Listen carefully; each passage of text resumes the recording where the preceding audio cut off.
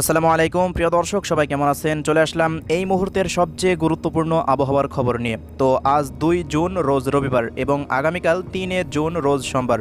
তো আগামী 24 ঘন্টায় সারা বাংলাদেশের কোন কোন জেলার আবহাওয়া পরিস্থিতি কেমন থাকতে পারে, কোথায় কোথায় ঝড় বৃষ্টির পূর্বাভাস এই মুহূর্তে উঠে আসছে এবং সবশেষ বাংলাদেশ আবহাওয়া অধিদপ্তর থেকে ঝড় বৃষ্টি এবং তাপমাত্রা নিয়ে কী তথ্য দিল জানিয়ে দিব। সম্পূর্ণ বিস্তারিত ভিডিওটি দেখতে থাকুন। তো প্রিয় দর্শক, এই মুহূর্তে দেখতে পাচ্ছেন দেশের পূর্বাঞ্চলের দিকে ভারী মেঘমালার অবস্থান ঘটতে শুরু করে দিয়েছে। বিশেষ করে দেখতে পাচ্ছেন নেত্রকোনা এবং এদিকে ময়মনসিংহ, শেরপুর, জামালপুর এইসব অঞ্চলগুলোতে দেখতে পাচ্ছেন ভারী মেঘের আনাগোনা শুরু হয়ে গেছে।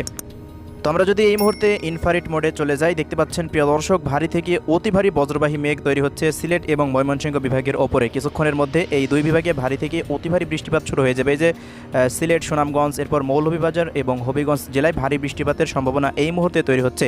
পাশাপাশি এদিকে দেখতে পাচ্ছেন ময়মনসিংহ বিভাগের নেত্রকোনা থেকে শুরু করে যে ফুলপুর, জামালপুর, শেরপুর এইসব অঞ্চলগুলোতে এই মুহূর্তে ভারী মেঘমালার অবস্থান ঘটতে শুরু করেছে। পরবর্তী সময় ভারী বৃষ্টিপাত আসতে চলেছে আগামী 2-3 ঘন্টার মধ্যে। পাশাপাশি এদিকে দক্ষিণাঞ্চলের দেখতে পাচ্ছেন এই মুহূর্তে সাতক্ষীরা, খুলনা, মাগুরা, ঝিনাইদহ, চুয়াডাঙ্গা, এরপর যশোর থেকে শুরু করে দেখতে পাচ্ছেন মেহেরপুর জেলা পর্যন্ত ভারী মেঘমালার অবস্থান ঘটতে শুরু করে দিয়েছে। পাশাপাশি এদিকে ঢাকা বিভাগের দেখতে পাচ্ছেন মাদারীপুর, ফরিদপুর, এরপর রাজবাড়ী এইসব অঞ্চলগুলোতে এই মুহূর্তে ভারী মেঘের অবস্থান ঘটছে। এই মেঘগুলো দেখতে পাচ্ছেন আস্তে আস্তে ঢাকা বিভাগের দিকে, ঢাকা শহরের দিকে অগ্রসর হচ্ছে। তো পরবর্তী সময়ে আজ রাতের মধ্যে ভারী বৃষ্টিপাত থাকছে ঢাকা এবং খুলনা বিভাগের বেশ কয়েকটি অঞ্চলে। এছাড়া ময়মনসিংহ এবং সিলেট বিভাগে তো বৃষ্টিপাত থাকছেই। পাশাপাশি এদিকে দেখতে পাচ্ছেন চট্টগ্রাম বিভাগের বান্দরবান এবং কক্সবাজার জেলায় ভারী বজ্রবাহী মেঘ এই মুহূর্তে তৈরি হয়ে গেছে। তো আগামী 2-3 ঘন্টার মধ্যে এইসব জেলাগুলোতে ভারী বৃষ্টিপাত আসতে চলেছে।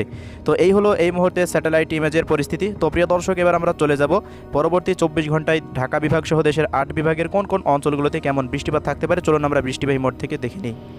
তো আমরা এই মুহূর্তে বৃষ্টিবাহী মোডে চলে আসলাম। তো প্রিয় দর্শক, দেখতে পাচ্ছেন মূলত আজ সন্ধ্যা 7টার পর থেকে রাত 1টার মধ্যে বিশেষ করে দেশের দক্ষিণাঞ্চলের খুলনা বিভাগের বেশ কয়েকটি অঞ্চলে, যে মেহেরপুর, এরপর কুষ্টিয়া, ভেড়ামারা, আলমডাঙ্গা, চুয়াডাঙ্গা, দামুড়হুদা থেকে শুরু করে কোটচাঁদপুর, মাগুরা, দেখতে পাচ্ছেন বালিয়াকন্দি, পাংশা এইসব অঞ্চলগুলো, পাশাপাশি পাবনা থেকে শুরু করে লালপুর এই অঞ্চলগুলোতে বৃষ্টিপাতের সম্ভাবনা তৈরি হতে চলেছে। তবে পরবর্তী সময়ে দেখা যাক বৃষ্টিপাত হচ্ছে কিনা।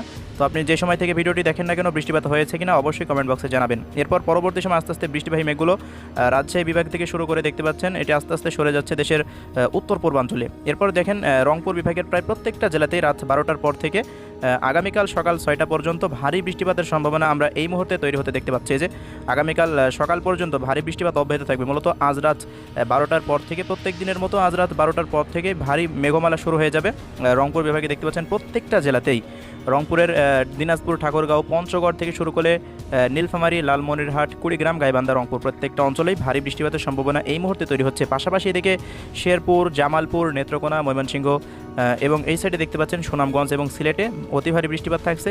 তবে মৌলভীবাজার এবং হবিগঞ্জে হালকা বৃষ্টিপাত থাকার সম্ভাবনা।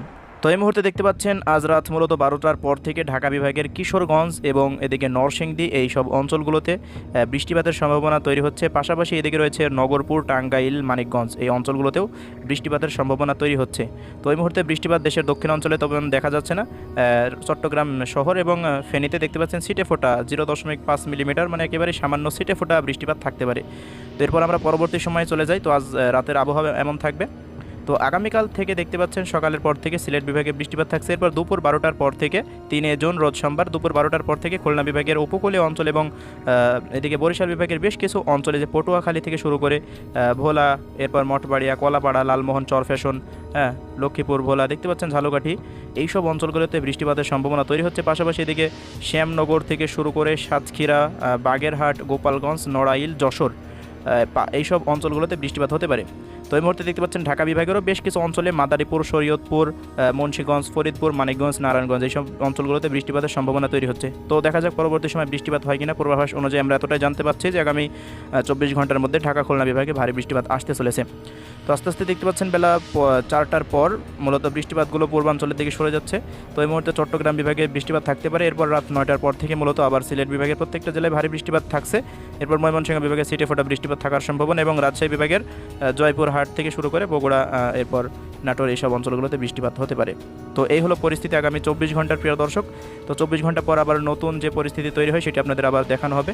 তো দেখতে পাচ্ছেন 4 তারিখেও ভারী বৃষ্টিপাত আসতে চলেছে। সকাল থেকেই রংপুর বিভাগ থেকে শুরু করে এদিকে সিলেট থেকে শুরু করে ঢাকা বিভাগের প্রায় প্রতিটা জেলাতেই ভারী বৃষ্টিপাত আসতে চলেছে। তো প্রিয় দর্শক, এই হলো আগামী 24 ঘন্টার আবহাওয়া পরিস্থিতি। এবার আমরা দেখে নেব আগামী 24 ঘন্টায় কেমন তাপমাত্রা থাকতে পারে সারা দেশে। তো আগামীকাল সরাসরি বেলা 2টার পরে চলে যাব কী অবস্থা থাকে আগামীকাল তাপমাত্রা দেখা যাক।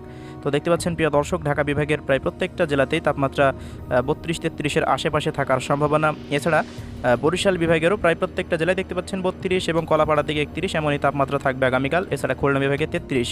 এছাড়া এদিকে মেহেরপুর, কুষ্টিয়াতে তাপমাত্রা একটু বেশি থাকার সম্ভাবনা, দেখতে পাচ্ছেন 35 ডিগ্রি সেলসিয়াসের আশেপাশে। এছাড়া রাজশাহী বিভাগের প্রত্যেকটা জেলাতেই তাপমাত্রা 36-37-এর আশেপাশে থাকার সম্ভাবনা। এছাড়া রংপুর বিভাগে দেখতে পাচ্ছেন তাপমাত্রা 33-34-এর আশেপাশে থাকবে। এছাড়া এদিকে ময়মনসিংহ বিভাগে দেখতে পাচ্ছেন তাপমাত্রা 30-31-এর আশেপাশে থাকছে।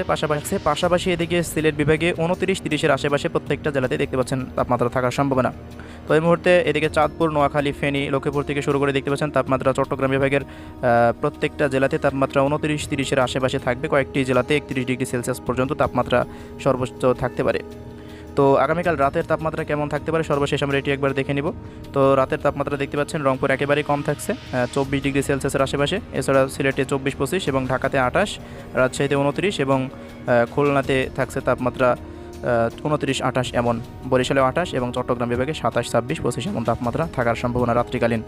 তো সর্বোচ্চ তাপমাত্রা 35 এবং সর্বনিম্ন তাপমাত্রা 24 ডিগ্রি সেলসিয়াস থাকবে আগামী 24 ঘন্টায়। এই হলো পরিস্থিতি। এবং সেই সাথে প্রিয় দর্শক, আগামীকাল সকালবেলায় সূর্যোদয় হবে 5টা বেজে 16 মিনিটে এবং সূর্যাস্ত যাবে আগামীকাল 6টা 49 মিনিটে। তো ভিডিওটি যদি ভালো লেগে থাকে তাহলে অবশ্যই লাইকে ক্লিক করবেন এবং প্রতিনিয়ত সঠিক আবহাওয়ার তথ্য পেতে আমাদের ইউটিউব চ্যানেলটিকে সাবস্ক্রাইব করে রাখতে ভুলবেন না। আবার পরবর্তী কোনো ভিডিওতে দেখা হবে, ততক্ষণ সবাই ভালো থাকবেন। আল্লাহ হাফেজ।